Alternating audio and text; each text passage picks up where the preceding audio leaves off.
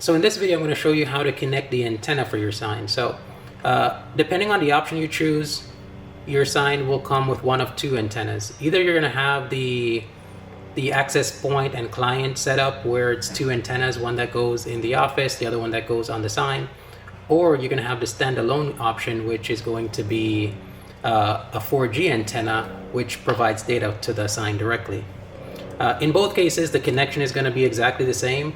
So what we're going to do in this instance is we're going to take the antenna cable, and that's the cable with the LP20 connector on one end and the Ethernet cable on the second end. So we're going to take the LP20 connector and we're going to go ahead and connect that to the back of the sign, to the antenna port.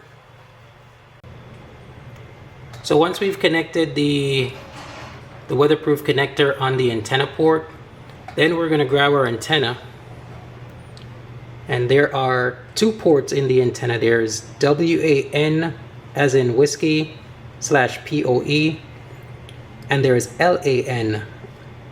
We're going to connect this cable into the WAN port.